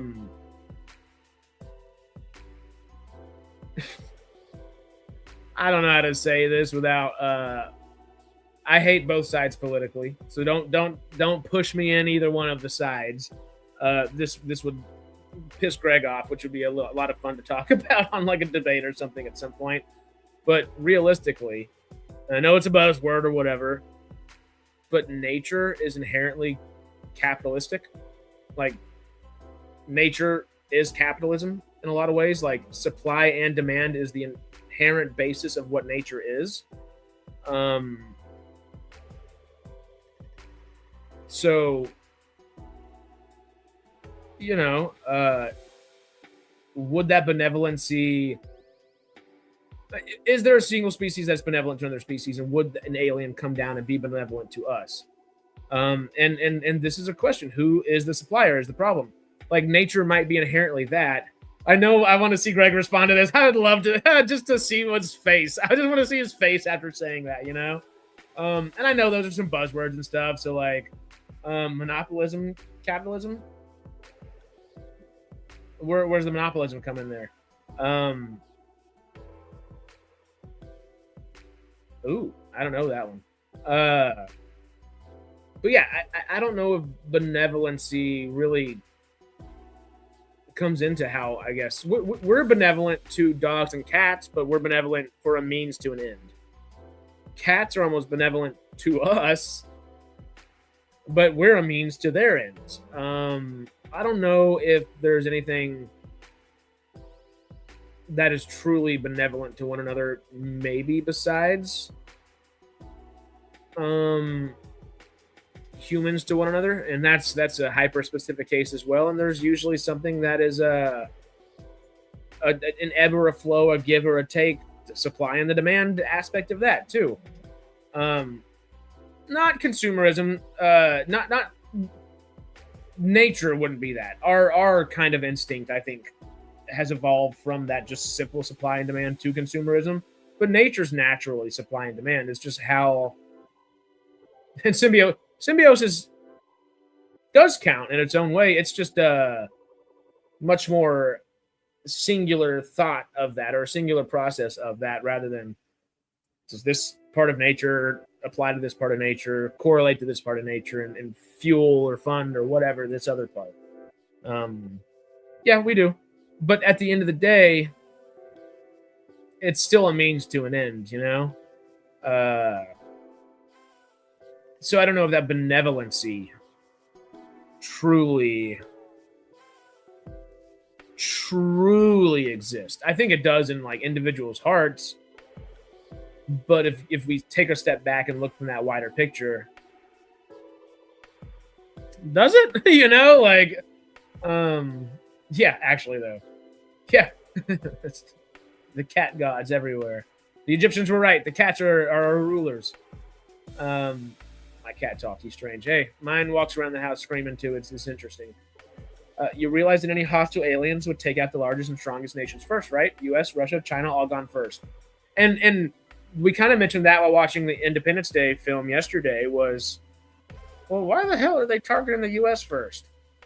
Oh, yeah, we spend $600 billion on frickin' defense every year. If anybody's been scouting the planet, you go to you attack them first. Like, we are very much the people to go at first. And right after us is China and Russia in a heartbeat. After that's probably India and the UK. Maybe, I don't know. I was about to say Brazil, but I was like, I don't know if they're army size by any means. They're a big, giant freaking country, but I don't know about their army size. After that, like Mexico and Canada, there would be a process of invasion. And it'd be terrifyingly interesting to watch. A lot of cat people here. Elephants no, they're not. Elephants are benevolent to each other and can be benevolent to other species. They also naturally destroy a lot of other species' habitats. They take out where their food sources. They're really big about tearing up other species' food sources. Elephants are one of my favorite creatures on the planet. But like most things, they tend to be a little bit more nuanced than we're willing to usually give. A lot of the times we're like, Dumbo, Disney, you know, anthropomorphize our animals. And elephants mourn their dead. They're helpful to other species at times. And you upset them, they'll charge you down, run through a car. Obviously, that's the specific situation. They'll just stomp on a hippo sometimes. They'll just stomp on another animal sometimes. Sometimes they'll just swing and hurt another animal. They're benevolent for sure, comparatively to other animals. But yeah, you know. Oh, well, that's interesting. Have you trained them? That's really cool. I really love the idea. I've always thought it'd be so helpful. But there are people who have trained cats and dogs to go to the bathroom and a toilet and flush them. And that just blows my mind in the first place. But how do you do that? You know? Okay, cool. Do elephants even like peanuts? It's a great one. They don't forget. Benevolent is great. That's great. That was good. Cats and toddlers are basically the same. They're not. Dogs and toddlers are even. A smart toddler's a semi-smart dog, I would think, in a lot of ways too. Elephants, one of only about 7 species that recognize themselves in the mirror. Yeah. What are the other 6 or other 5? Obviously, elephants, humanity. Would a gorilla? I don't think gorillas do, but I would expect an orangutan to. I would expect maybe a grade 8 or 2 or 3. How many are left? Like, what are the other 5? Because that's actually really intriguing. A crow and a dolphin. Okay, those make sense. Dolphins and crows, which if a dolphin can, so would an orca, right? I don't know if a whale would or not. Blue whale, sperm whale, those are supposed to be the smartest ones, right? Or the most longevity to them. I like the thought process. I told you I'm gonna have to export this entire chat, y'all. We are an infectious disease that's destroying the planet. That's what they'd see. There'd be that as well, and they might not think we're being benevolent to our own planet, and that we need to be taken over so the planet could be saved. And at that point, who's right? It's a complicated thing, and that'd be a great movie. Somebody needed to make it if they haven't. Agent Smith made that argument in The Matrix. Yep, that's true. Right turn, Clyde. Is that the Clyde? Wasn't there like a bad orangutan that did a bunch of stuff? But also, there's a bunch that like drive around zoos and stuff. I love those videos. Yeah. That's a good point. If they have more advanced tech, what's to say that people won't view it as magic? I don't think we view it as magic now because we understand that advanced tech could seem like magic to us. But you bring that thing down to the Amazon jungle or the middle of the rainforest in Cameroon and the Congo or the middle of like Indonesia or Micronesia, anything like that, where like civilization just doesn't exist in the same way it does in a lot of the Western and Eastern world. Well, they might think it's some magic, realistically. And I wouldn't blame them for half a second. Ooh. Yeah, my cats are not that well trained. I wish they were. They're not well trained. They know when I'm calling them for food, and oh, whoa. Oh, I'm gonna have to Google that. That looks fun.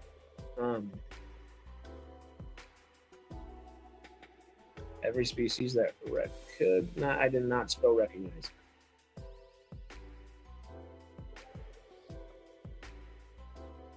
In a mirror. Cool. All right. Well, I've got some reading to do after this. Yeah. That's where I'm at as well with that thought quest. 100 years ago, we would have been like, oh my God, they were right. Our ancestors were right. Now we would say, how'd you do that? Show us that trick, That's actually fun. That's really cool. Take Stargate example. Take Stargate Atlantis, for example. You had to have those who fought the Wraith and Faith worshippers. Wraith worshippers. Yeah. That's a great example as well. That goes into, I think, the lack of unification at the end of the day of humanity. Did I ever finish that thought with the malevolence? Because I really think the only way we're gonna unite if aliens attacked or were disclosed or anything is if they actually attack. I think that's how you get the entire globe to unite. But after you thwart the aliens away or kill them all off or convince them that, hey, stay here in a benevolent manner, let's learn to be friends rather than foes, that's when I feel like it airs out that now we don't have to be unified, so we won't be. It's kind of, I think, what would happen naturally, because perfect actual thing right here is we strive for the survival of the tribe. We are a tribal species. Once that full tribe is in our species and its individual sub pockets of our species, that's when that tribalism comes right back up. Typically, at least. Some nations might sell out others to keep their nation safe. Definitely, we kind of touched on that a little bit too. If they were to come here, it will be either by accident or they want Earth's resources. We have nothing to offer except as workers.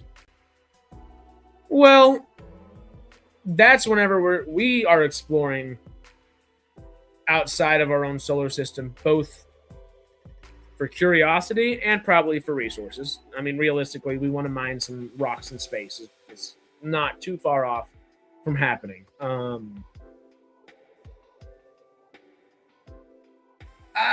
Yeah, but if it's truly a higher species, maybe there's just an intellectual curiosity The likelihood of that is not very high. Not very high at all, though. So, Melvin, you are on the right track, I believe, sir. Stargate has covered this topic too. How many planets did SG-1 visit only to create factions and civil war? Yep. Yep, by ancient humans. Evolution of human 100 years ago was laughed at. Yep, that's true. That's true, and that's just a good perspective to put ourselves back into every now and then. Oh my God, I'll tell y'all a little story. You know what I forgot? There's my light bulb right there. I did watch a movie this week outside of Independence Day. It was not in movie theaters. Yesterday, on Independence Day, had some friends come over, and we were trying to figure out what our evening plans were for 4th of July and such, of course. And we put on The Patriot. I was like, hey, it's the day to watch this movie if there's any day. I like some Mel Gibson. Might be a little bit crazy, but he makes a damn good movie. Let's watch it. I cackled to myself after starting the day with Independence Day yesterday when The Patriot, opening, beautiful, brutal, all the above. And then you know what pops up that I had completely and utterly forgot about is a film by Roland Emmerich and produced by Dean Devlin. I was like, what? I vaguely remember knowing that information, but at the same time, I'd already watched a Dean Devlin and Roland Emmerich film earlier in the day. I was like, well, shit. And as much as I love Stargate, I would say Independence Day and The Patriot are probably, don't kill me, don't crucify me, y'all, better films in like a structural sense and a sense of cinema, where if I'm going to eat some popcorn and have a damn good time, I'm going to watch Stargate from Emmerich and Devlin any day. But yeah, it was kind of just funny in the sense of, okay, well, here's Devlin and Emmerich. Round 2 for today, I guess. Love that movie, though. Mel Gibson, Heath Ledger, Jason Isaacs, too. Donald Logue. There's like literally half a dozen to a dozen other people I should be able to name off the top of my head, and they're just all escaping me. But your big heavy hitters, of course, are Jason Isaacs, Mel Gibson, Heath Ledger. Damn, they're good. And there's a lot of Stargate actors there, too. There's a lot of the Reverend in that movie plays... Is he a Tolan? Oh, hold up. Reverend and Patriot.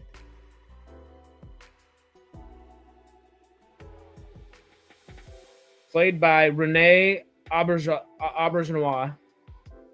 Auberjonois, I think is how you say that. Let me just paste his name into the old Google real quick. Well, he's in Deep Space Nine.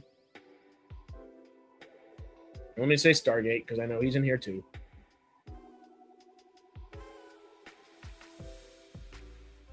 Okay, let me share. We're at the point to share. He's Odo from DS9. Yeah, Odo, Any Emmerich movie has very similar beats, paint by numbers. Well, there is that. But I think Independence Day and honestly, the 3 movies of his that stand out the most on his entire filmography are Stargate, Independence Day, and Patriot. And the Patriot and Independence Day, where they do have a lot of similar beats, I feel like are more unique than most. Where even Stargate, their version of their film, of course, is kind of paint by the numbers as well. Is kind of paint by the numbers, but also it's just got too much damn good. Just fun in it. Like, obviously, it spurned what we love today, Spaceship Battle Yamato live action. I think it's on YouTube. Ooh. In SG-1, he's the Yahtzee. Aye, thank you. This guy. Played Alar in the Stargate SG-1 episode, The Other Side. Yeah, this guy's been all over science fiction. And he passed away, I think, in like 2018 or 2019. I did look him up yesterday. I just forgot his name in between yesterday and today. Oh, of course. Moonfall is his best film. By far, of course. Now, do I have fun while watching Moonfall? Yeah. Halle Berry and Patrick Wilson. Can they just do like an actual good movie together, please? I love the two of them in a film together. I love that casting. But Moonfall's not a great movie. I do love that it gives old, not Samwise, Samuel Tarly some fun stuff to do, which is always great. But that, yeah, it's not a good movie. Okay, but before we jump out of here, because we are nearing on 2 hours right here. Excuse me, y'all. Monk did ask earlier, and I'm going to end it with this. Not a little sci-fi, but a little fantastical stuff. 8:30 p.m. Too late for mac and cheese. Never too late for mac and cheese. But Harris, what are your expectations for episode 3 of House of the Dragon? Look at old Hot D. Yes, Moonfall was fun. It was so much fun. I did go see it in the IMAX headquarters while Roland Emmerich was there giving a talk afterwards, signing autographs and doing all that kind of stuff. And that was a really good time. My roommate at the time and we went to go see that, and that was fun. Great movie. Well, a lot of fun though. A lot of fun. So expectations for tonight. In what sense? Plot-wise, I think it's going to be good because you did follow up with there are a lot of hard conversations Allison and Rhaenyra have to have now. Yes. Moonfall sucked. That's not a good movie. It's just fun. That's about all it's got going for it. Hey, I would rather watch Moonfall over Supergirl every day because Moonfall actually tries to do some unique things rather than just at least sucking from just being overly generic, you know? It's not generic, but it's not overly generic. Genericism isn't the only thing it has going for it. It has some really cool concepts and ideas. Okay.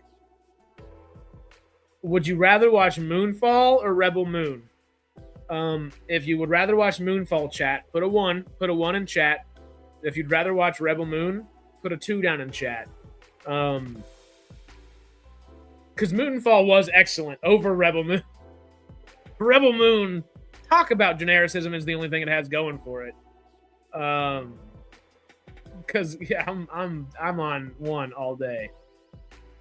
But yeah, spoilers for Little House of the Dragon, just in case, y'all. 12, 1 and 2. Uh-oh. But 1 and 1. Okay, all right. Neither, Quest says. Sir, I believe that is the correct answer. 0 or 3. Like, come on. I'm with Quest, actually. Changing your mind from 1. Touche. But yeah, the Sea Snake doesn't have any boats left, and Aemon and Harrenhal should be interesting too.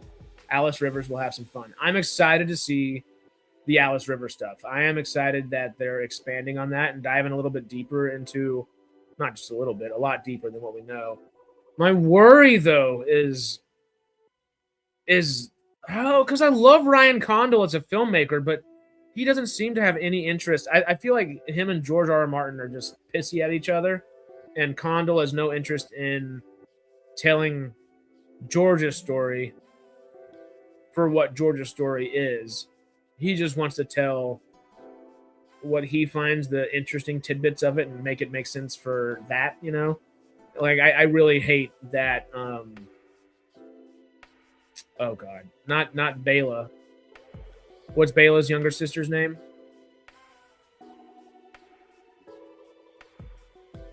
Damon's youngest daughter? Not youngest daughter. Does he have another daughter with Rhaenyra? Rainey's. Okay, I was about to say, like, I thought it was Rain. Oh, Rainy. I was like, it's not Reyna, obviously. What is SP? 2 episodes in and lost how many leads? 1. Just one. And he wasn't really a lead.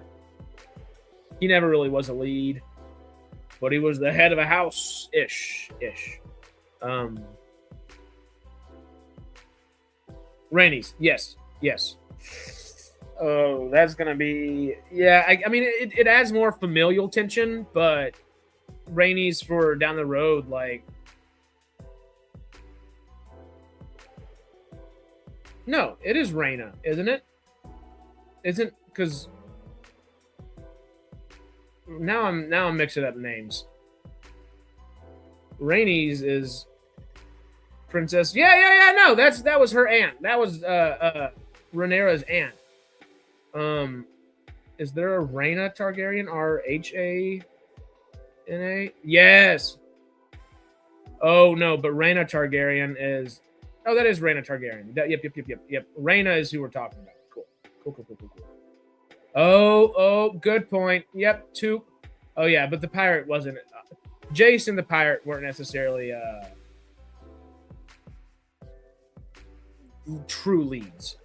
And neither was I forget that they killed off both the Lannister twins. I wish we see one and it's super unceremonious. I wish we would have gotten the first one. I liked how they did it. It was really interesting. I loved seeing Tommy Flanagan come in there with a head and just go, "I got the lion," that was really cool. But Otto, that one surprised me. Tylan isn't dead, no body. Well, maybe. I don't know. I don't know what this show is going to end up doing. The Alice River stuff will put Damon in a conundrum too. Aemond, I was just so happy to see him get a little in the back real quick. He obviously turns around and gets young Lord whatever of Harrenhal.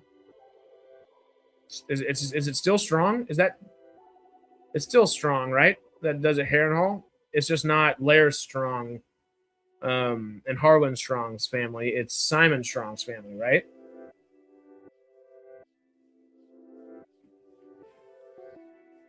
What does the SP mean?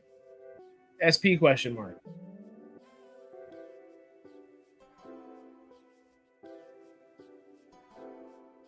Yeah, that's my thought is full armor dude definitely sunk like an anchor in a heartbeat. That's exactly where my thought went to. Spelling. I see.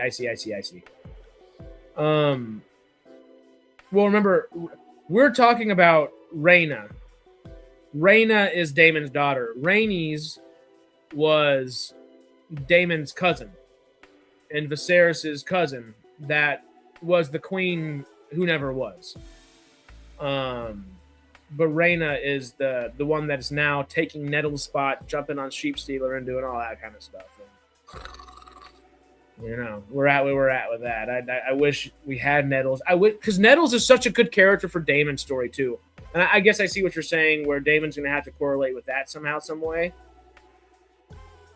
And it's its daughter, so it might make more sense to do that for the show in some ways. It's just is inherently less interesting, I think. Yeah. My brain just keeps trying to figure out what the hell's going on, Yeah. Yep. Reyna. Rhaenys. Niece slash not granddaughter slash granddaughter. Yeah, the Targaryen inbreeding's a little, not a little iffy, a lot of iffy. Too many R names and too many family trees that keep crossing roots, you might say. Combine character stories to save money.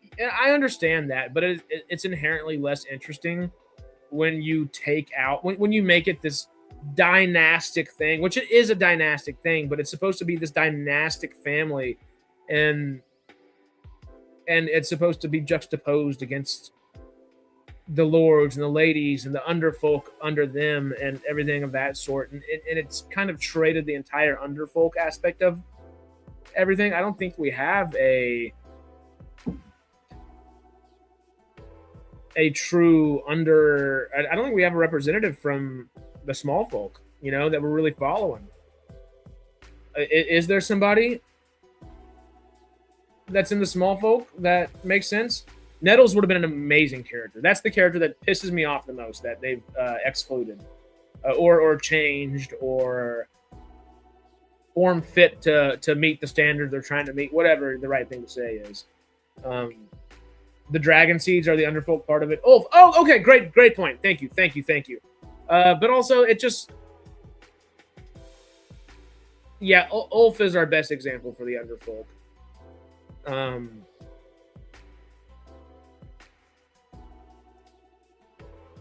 She's not really responsible for his death, though. Not even Sheep Stealer, really. Well, I mean, she led to it. She was just trying to help, though. Yeah. I'm interested to see what the new queen on the throne says to her former best mate. Maybe something like, mind your step. The sea snake's children. Oh, and they're also low-born underfolk as well. Thank you. I was like, where do they come in place? Duh. But now they're no longer underfolk because Corlys said, I'm gonna. The only thing I can give you now is my name, and seems like that may happen. I hope it happens in this episode. Do y'all think? Because he said that to Adam when Alan was the one that really found them. Adam or Alan of Hull? Who do you think is Corlys' new favorite son? Does he have a favorite? Maybe this is the opportunity where he doesn't have a favorite, He's actually like, I just learned to love both of you, so now I actually can love both of you equally, which is kind of funny. There's a reason that Jason and Damon don't like him. You don't give peasants dragons. You don't. What's the other guy's name? There's Ulf, Alan, and what's the big strong man? That's kind of like the leader of the lowborn Targaryens. Yeah, because giving nukes to random people can't possibly backfire. Hugh Hammer, thank you. And Ulf will be very interesting. Ulf is already wanting to be a lord. Yeah. But also, like, hey, you just grab me out of nowhere, tell me I am literally part of the ruling family, and I've just been neglected my whole life, and now you're going to give me a dragon? And the dragon chose me and killed off a lot of people that also might have been related, but chose me. If I were him, I'd want to be a lord. Might be a little stupid because he was like, we're going to be a knight and get a castle. It's like, no, buddy, you're going to end up like just a knight of the Seven Kingdoms, but on a dragon's back if you're not careful with that one. He'd want to be a lord. And it would make sense. If anything, Hugh Hammer should be the one given a lordship, and Alan as well. But Ulf is I like the character. I love the actor too. The actual dynamics of Ulf in the story, though, just naturally just makes you roll your eyes. You're like, dude, I get it, but there's a lot more going on, and you got to be privy to that. You are privy to that, but you're not thinking about it, And it's, you'd wish the character was a little bit better about that. Someone needs to file down the edges of the blades in the throne. We know what happened to her father.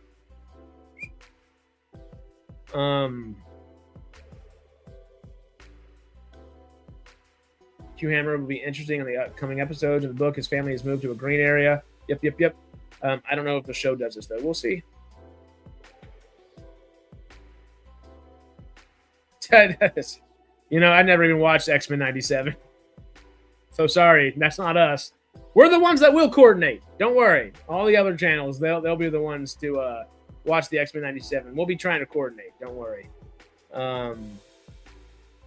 We're saving Stargate. Hey, we're coordinating that. Our communities are the ones that are actually good about that somehow. Thankfully. Oh, it already came out. Chillin', has it already come out? I'm surprised I haven't seen like a Chillin' stream about that. But as always, I'm gonna go ahead and leave it with y'all on this note, as I should. The Save Stargate is the best. The first 3 episodes, cool. That was a lot of fun. I thought we covered a lot of ground. We're gonna get some good clips from this one, which will be fun. Let me know if you think benevolent or malevolent aliens would unite humanity more. Which set would? The benevolency or the malevolency towards humanity? In that comment section below. On the actual main comments, not live chat. We'll live chat all day, you know? But let me know what you think so then we can dissect that stuff and think about it ourselves, maybe in a couple videos, maybe in a couple more streams, all kinds of things. A poll? Which poll? Ayo, I'm glad. In the community tab. Oh, check it out. Let me refresh.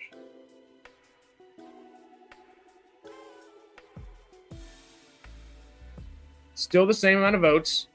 If y'all have not, go do us a favor and go vote in our community tab. Oh, benevolent versus malevolent. I see what you're saying. But also, yeah, if y'all haven't done this one yet, you know, go check this one out. Let us know what you think our Patreon exclusive watch party for Battlestar Galactica chronologically all the way through should be. That's in our community tab. And while I'm talking about that community tab, y'all do me a favor. Y'all do us a favor. Get a little community going, and it's kind of like a Discord. It's kind of like Facebook pages. If you go in there, you can post whatever you feel directly to our YouTube page and in the community. It's a lot of fun. And it allows us to kind of be a little more camaraderie, which, hey, in light of an alien invasion, we should be. We'd like to be, you know? All that being said, y'all. Oh, we did a watch long. I missed the watch long. Would that have been Wednesday of last week or Saturday? Because I know Wednesdays and Saturdays are its usual go-tos. Yeah, but for the sake of it, real quick, last bit of housekeeping. I know we gave it to you about 40 minutes ago, but one more time. Tomorrow, Sarah and I will be here to start either Caprica or OG Battlestar Galactica. We'll figure that out. Later in the day tomorrow, I don't know exactly what time yet. Y'all let me know what times work best for y'all, and we'll kind of try to plan accordingly. We'll do Independence Day Resurgence watch party because we watched Independence Day yesterday. So, you know, come full circle, finish that little duology out. Whether it's going to be as good as the first one or not, that's, yep, you know how that's going to go. But we'll still, you know, watch it on its own merits. I've only ever seen it the once in theaters a long time ago. Didn't love it. So maybe we'll give it a fair shot this time. We'll see. Tuesday, I'll be here doing a little bit of YouTube membership streams because that's going to be a lot of fun. And we need to get those things going again, you know? After that, though, Wednesday, we're going to be Stargate Outpost again. It'll be Sarah, hopefully Matt, and myself. Thursday, we still got to coordinate, but there will be some creatures and cryptids at some point.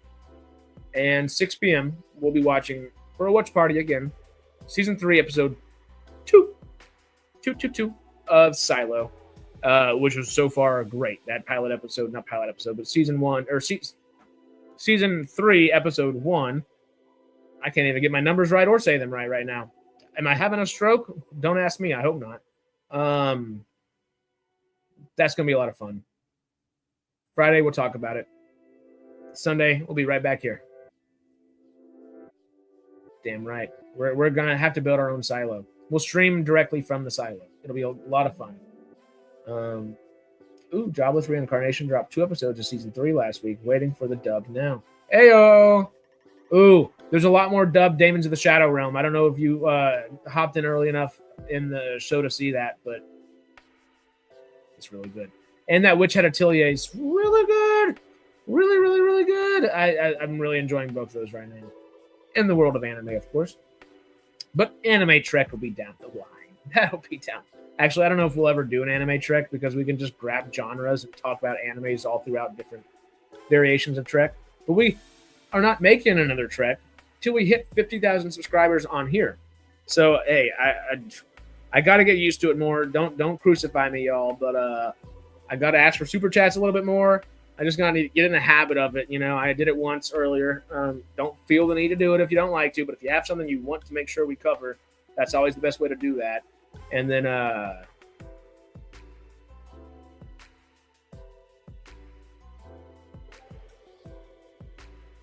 what was the other thing that I just was about to say? I hate talking about these things so much and asking for these things. I'm like, oh, and the 50,000 subscribers. Let's get this thing on the road and try to get us to 50K. That's our next big goal. And 40K comes first. But when we get there, 50K is really our next big milestone. And I'd like to meet that. I don't know if into summer's realistic, but maybe by the time Halloween rolls around. That'd be fun. 50K, okay. You know, that'd be fun. It sounds like a good time. Let's grow this thing. Why not? I'm amazed nobody has any weed in the silo growing. Maybe to help them remember. It does actually form new neural pathways, so it would not be a thing. I think the silo would be very happy of us having. We shall see. A House of the Dragon pod would help get to 50K, but that's Fantasy Trek. We have to make it to 50K to start Fantasy Trek. Then we can talk all things fantasy too, which would be fun. I'm a perfect example. Are you getting a tattoo if we get to 50K? Jay was getting a tattoo at 50K.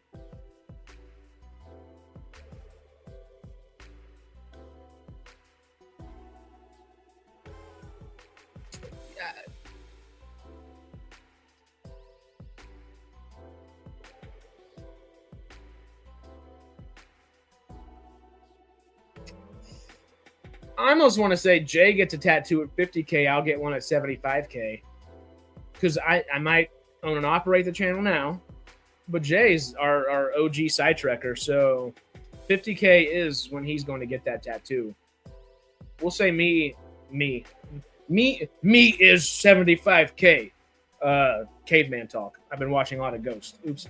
I'll get one at 75K. Jay said he's going to get one at 50.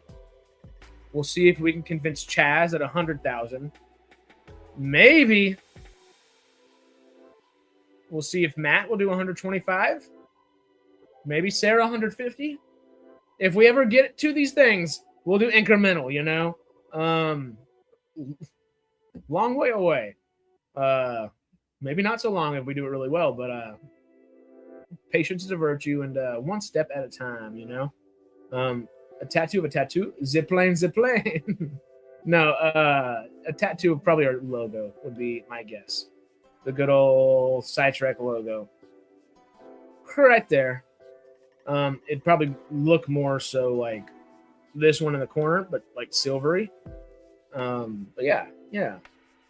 We will go ahead and call this a day then. I think that's everything. It's been a really fun topic. It's been a really fun one. 100K, all three get a small one. By 1 million, you guys are going to look like bikers. Hey! Honestly, because if we start doing this with like Fantasy Trek and all the others too, over time, it could get scary. If they were all successful and everybody's having a good time, community grows and stuff like that. Yeah, we could end up looking like bikers. But then my Fallout biker jacket would fit even more, right? I bet Monk gets a Bigfoot tattoo. Ayo. David, when are you going to get your SciTrek tattoo? You're part of the family. He said bye right after that. Oh, he heard me ask the question too fast. It's the next on my thing tattoo. Oh, there we go. Sci-fi biker gang. Some soccer hooligans. Hey, little sci-fi biker gang. We'll be better than the one in Book of Boba Fett. Don't worry. We're going to outdo the Vespas in space. One way or another. Once again, y'all, thank y'all so much. This has been Sci-Fi Sundays. It has been a lot of fun. we've had a lot of fun, a lot to talk about, a lot of good little food for thought to dive into as well. I appreciate the hell out of y'all. Sarah and I really appreciate y'all. Everybody on the team appreciates y'all. Thank y'all for hanging and spending your time with us on this Sunday morning. We will see you tomorrow, if you're a Patreon member, of course, for a Battlestar Galactica watch party, which is looking like it's either the Galactica sessions or Fleet-wide broadcast. We shall see, we shall see. And then we will be back again for Independence Day Resurgence watch party. It's going to be one. It's going to be fun. Oh, it's a Stargate around my... Oh, I didn't finish that reading that sentence before I put it on the screen. Safe Stargate, y'all. Oh, and of course, I'm so bad about it. Like, subscribe, do all that good stuff. Yada, yada, yada, yada, yada. Y'all know the deal. Again, thank y'all. Appreciate the hell out of y'all. Stay cosmic, SciTrekkers. And we will see you in the next video. Adios.